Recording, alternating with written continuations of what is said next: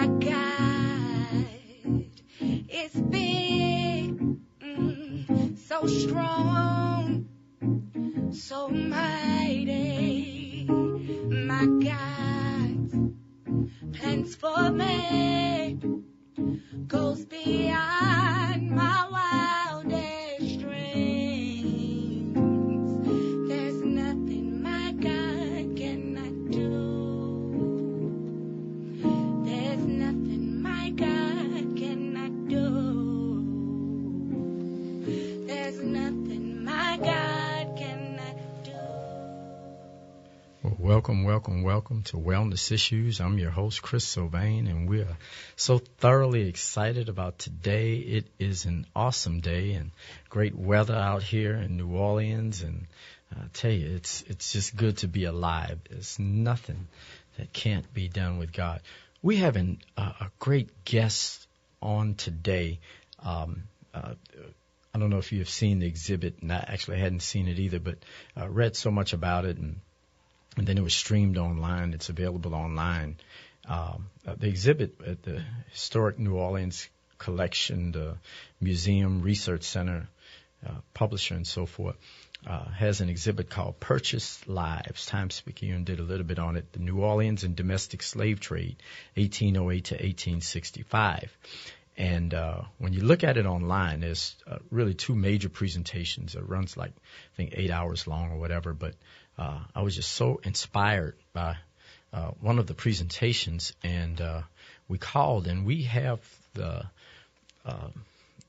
presenter, and she is, I think, is just absolutely awesome. Maurie McInnis, the Vice Provost for Academic Affairs, Professor of Art History, University of Virginia. We have her on the line right now, so we're excited. Dr. McInnis, welcome. How are you today? I'm doing great today, and thank you for having me on your show. Well, we are thoroughly honored to have you on the show. It's just so much information. And if we can go right to the a part, I know what the whole part was awesome, everything, the entire presentation that you did.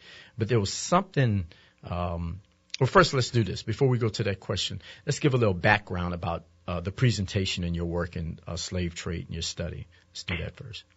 Sure, I'd be glad to tell you a little bit. So when I'm talking about the slave trade we're talking about is the trade that emerged in America after the end of the international slave trade. So after the U.S.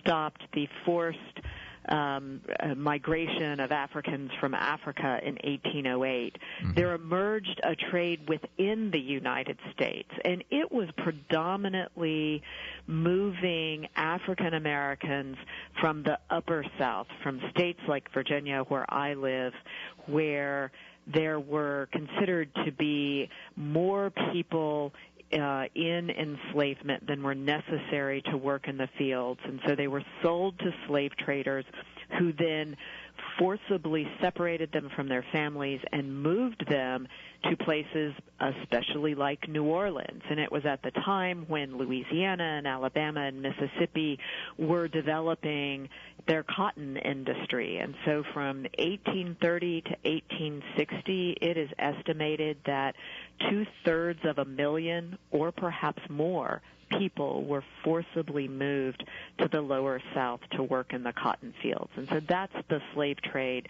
that the exhibit in New Orleans, and there's also one in Richmond as well, are talking about. Okay, so that was things changed after the Atlantic slave trade was so-called ended, and so that's why the time 1808 to 1865 ended up being a different time. Exactly. Okay. All right, really, really good. And New Orleans, let's a little background to New Orleans, some of the things that was going on in New Orleans, what made New Orleans different. I think you spoke about it a lot, the difference between New Orleans and Virginia. Yeah, so, the trade in New Orleans is huge because it is the largest city in that cotton South. It is burgeoning economically. I mean, people are moving themselves and their families to white people to Alabama and Louisiana in order to buy land and buy people and force them to work that land in order to raise cotton and sugar, and white planters are making an enormous amount of money off of this. So the trade in New Orleans is taking place in some of the city's biggest and most elaborate places, in the grand hotels, even on the streets. There are so many people being sold to be forced to work in the cotton fields, and many of those people's lives began in Virginia or North Carolina or Maryland, the kind of upper South, where they had families and friends, and then they get ripped away by slave traders and sold in New Orleans.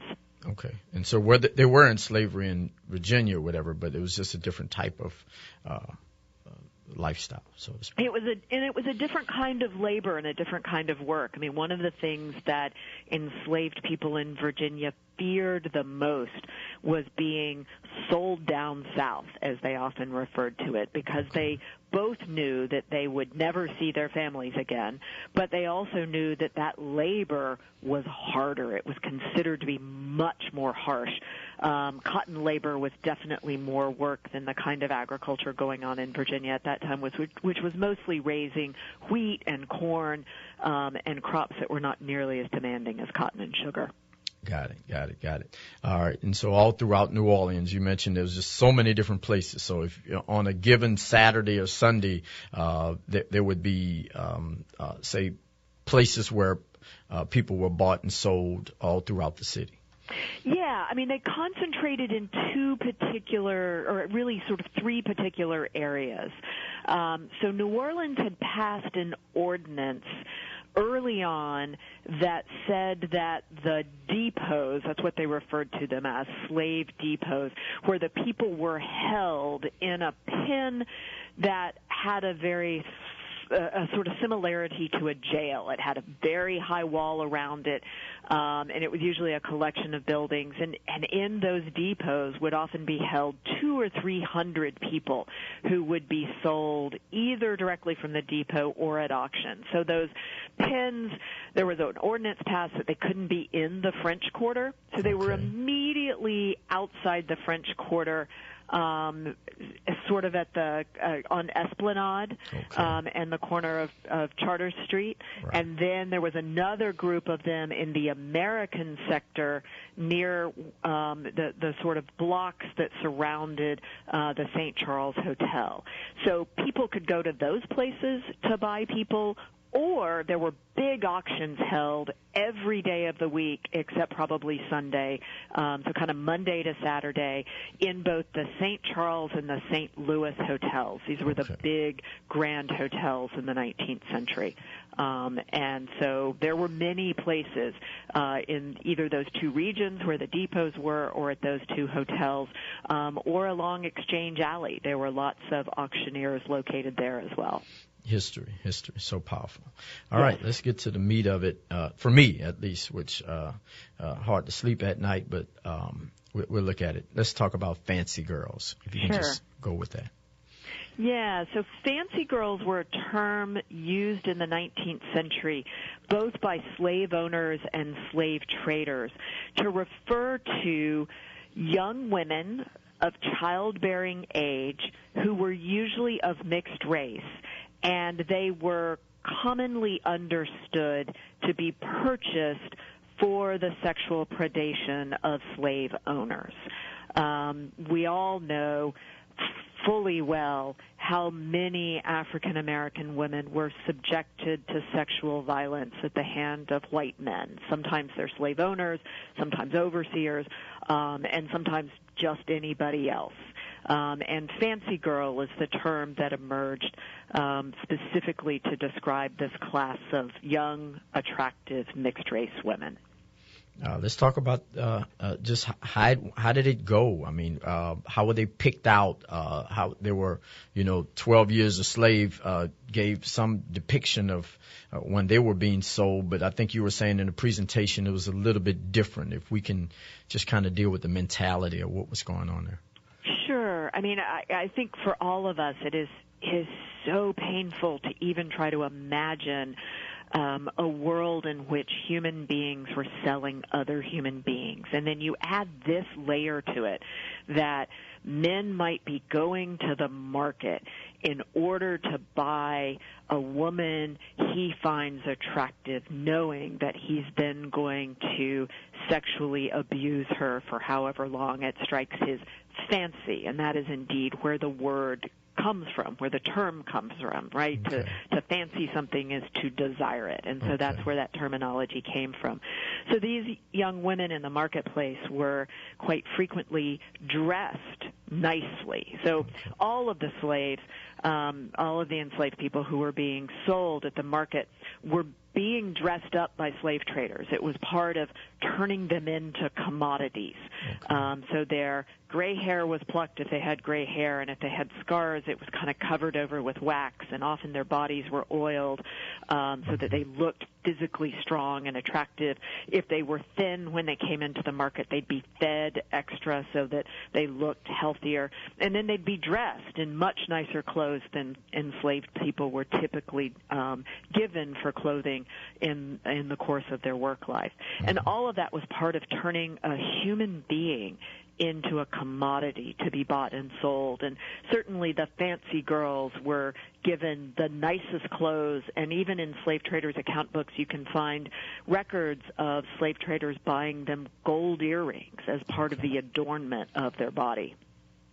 They were sold at a higher price. And they were sold at a higher price. Yeah, fancy girls were the category that received the most money for women, right up there, and sometimes even more than a prime male field hand.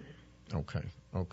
And so at the auction, let's talk about the auction itself, or whatever we would call this purchasing of this fancy girl. Yeah, so, auctions were a theatrical event, and white observers who wrote about these events often wrote about them almost as if they were watching a play with a narrative that played out. And there was much excitement around the kind of going, gone of the final price. And so the auction proceeded for each individual much as it would have for an auction for an artwork today, right? The auctioneer is standing raised above the audience, and so often was the person who was being sold, and he would take bids from the audience, trying to get higher and higher bids. And there was certainly a sort of art to raising the bid for an auction then as a person, just as say, artworks are sold today. And so that's often what writers would talk about, was that sort of drama of the event itself. Okay. And the concept of the mixed race, your thoughts on the perceived value and desirability and selling prices? Yeah, so, we know from what slave traders wrote about these young women, they would often refer to them as the fair-maid Caroline, or some of them there were so many generations of intermixture that they appeared white, so they would refer to the white girl Mary. And it was clear in their letters, and many of their letters are quite graphic. Not only were these women being sold for the purpose of some men's sexual pleasure, but even the slave traders themselves were usually, forcing themselves upon these women before they were sold. So that in the market, it was usually the mixed race women, and the fairer they were, quite often the more money that was spent on them. So at what percentage, the 2/3, I guess 1/45th, made somebody black?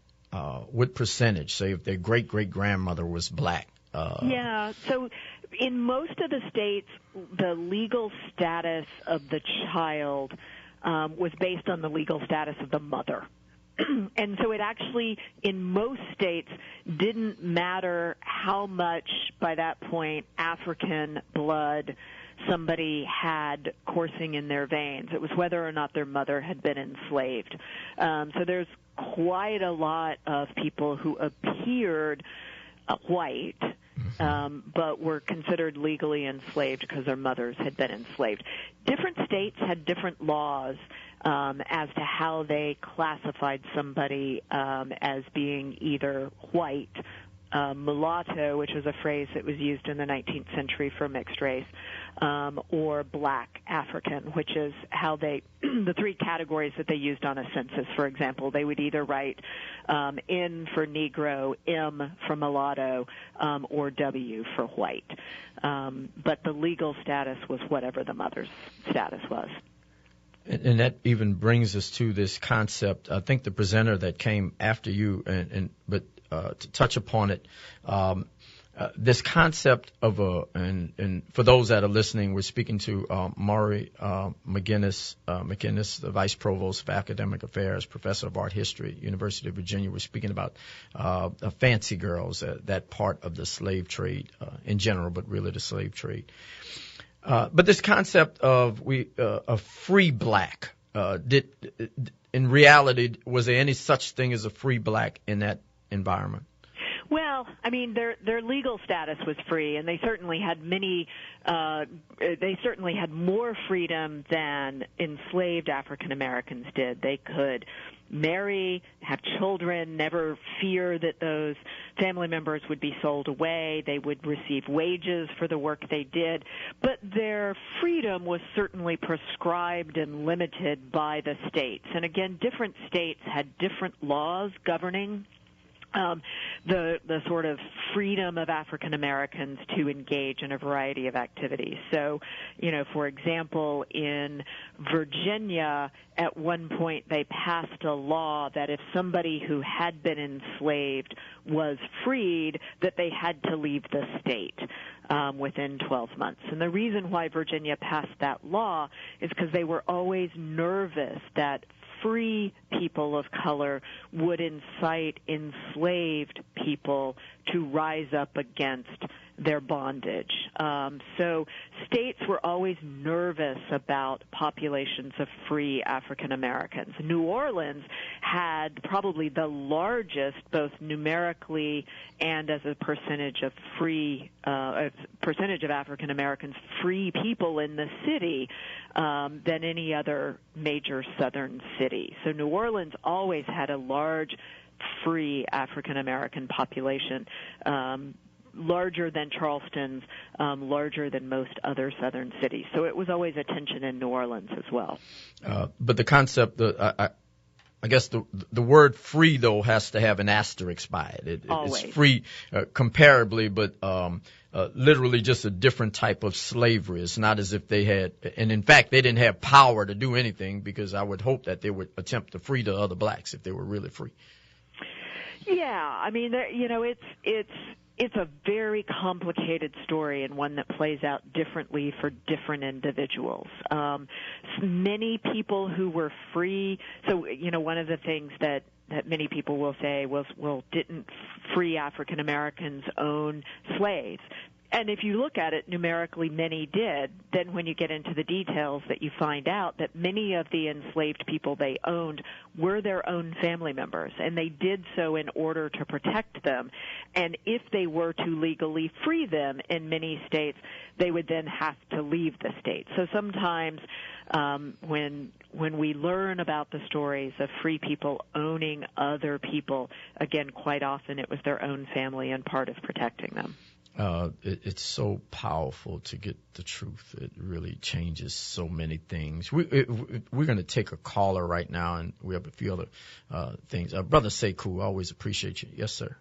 Yeah, we appreciate you, my brother, and you bringing on your guest professor from Virginia. Yes, Hello? Happy to be here. Yes. Great program, man. I thought I knew a lot about the slave plantation life and some things I didn't know about. I don't remember reading about the fancy girls. I knew the phrase is meaning someone very attractive female that was abused sexually, whatever. But tell me something, Professor. What percentage of white, so-called quote white folks in the South right now that made that transition from slavery to so-called freedom and merged into the white population in the southern states in this country.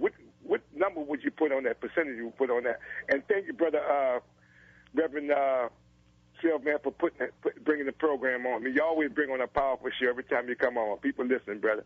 I'm gonna get off there and let y'all continue y'all dialogue. Thank you very much. Well, thank you for your question, and it's one that I don't think any of us have any idea about. One of the things that we are certainly learning as more and more people are doing DNA analysis, and as DNA analysis has become more sophisticated, we are able to look more at the sort of genetic ancestry of people, and we are finding out that all of us are more mixed than we may know. And so there are certainly plenty of people who today might be called white, who have African ancestry, and lots of people who today would be considered African American, but who are more than that, who also have European ancestry as well. So we are all in America intertwined with one another in ways that should make us all think about treating one another equally and getting past the boundaries of race. But, of course, we know we're a long way from being able to do that. Oh, and I think, Dr. McInnis, presenting the facts and the truth, I truly believe is the first step to moving in that direction, and we appreciate what you're doing so much. And if we can, we have a few more minutes. I'd like to go right back again in the fancy girls. We've all heard the concept of the house Negro and the field Negro, to use the term Negro, if we can use it in this context here, and the differences between their status, the actual black guy on the horse that would be the one working the fields and being the most, and we've seen it, I forgot which movie it was, where they would be the most vicious, but they were doing it at the behest of their slave owner. The differences in how blacks were turned against blacks, at least competing and so forth. That is certainly part of the story. It was a very complex set of relations between the enslaved people in the different categories. Violence was at the heart of the system of slavery and perpetuating the institution of slavery, and slave owners were masterful in finding ways to keep tension there so that they could control people. And, you know, violence was such a part of the institution, and I think 12 Years a Slave did a great job in viscerally bringing that home to audiences who had previously either ignored it or tried to deny it. Yes, and looking at that, though, the fancy girl issue, though, that how they separated these from the other women, and how I'm just looking at these relationships too. Any more, how did that look? Yeah, I mean, we always hope that we will continue to learn more. I mean, one of the challenges in doing research about people who were forced into enslavement is we often don't have as many of their voices as we wish, and especially of women. So, beginning with men like Frederick Douglass, who published his narrative in the 1840s, many other people who had been in enslavement published their narratives as well. And so we were able to hear their voice and their stories. But there are many fewer women who did so. Harriet Jacobs is the most famous, and there are a few others, but very few. And so women who were in enslavement had fewer opportunities either during the time of slavery or afterwards to have their stories recorded and published. They probably passed down their stories in their families, and there may well be people today in whose families strong oral histories have survived, and we certainly hope more of them will come forward so that we'll understand their stories better than we do today. Yesterday was the 150th anniversary of Appomattox. Correct. Your thoughts as far as for what happened at that courthouse, and as somebody once said,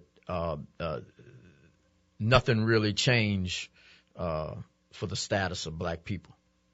Yeah, I think one of the, there's so many tragedies in American history, and this is certainly one of the greatest ones, because there was an opportunity, there was a window for bringing African Americans into full citizenship. And there was a window, it's a period in American history we often call Reconstruction, the period when the federal government occupied much of the American South, when many of the whites who had been supporters of the Confederacy lost the vote, where in many states African American governments, or the government was filled with African American legislators and governors and representatives to Congress. There was a moment there where we could have had a very different history in the U.S.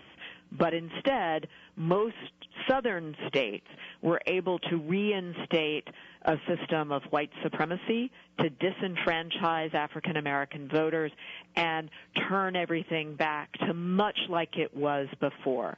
There's a recent book out that sort of focuses on this period afterwards. It's called Slavery by Another Name, that focuses on how little race relations in the American South changed in that period after the war. So we unfortunately missed an enormous opportunity there, and it really took the civil rights movement almost 100 years after the end of the Civil War to begin to make some progress. We have about another minute or two. Dr. McInnis, Dr. Gilpin, I don't know if you're familiar with him, out of Tulane, and he kind of shocked me. And he said he was new to New Orleans, coming out of Massachusetts, and he said he went to Mardi Gras, and he said he was just so shocked, he said, because it looked like the Klan. I said, I've never been to Mardi Gras, so I've not been able to experience that, and don't know to what he is referring. Yeah, well, the hoods is not usually not white hoods, but many of the maskers, they are masked and they have hoods and so forth. Now, I never forget, somebody else mentioned there's probably no place that I can think about that glorifies the antebellum South. We have a huge Lee Circle with Robert E. Lee, the statue there, where Jefferson Davis Parkway, where I think it was somebody else wrote the book, the South lost the war but won the peace, but just that concept. We just have a few more seconds, but if you can grab a hold to that for a second. Yeah, I think most of the American South was rewritten in this period when, whites were able to put themselves back on top and erect statues and monuments to the glory of the Confederate generals and write a narrative that the American Civil War was not about slavery. But we all know today, and increasingly more and more people are talking about it, although certainly not everybody will admit it, the American Civil War was fought to perpetuate slavery in the American South. But they wrote a narrative in the public landscape that looks very different. And part of the work that many of us who are historians are trying to do in telling the history of American slavery is make sure that we are honest about the past, because as you said, I think that's a first step for moving forward. We thank you so much, Dr. Maurie McInnis, University of Virginia. Thank you. Thank you for having me on your show. Oh, my God.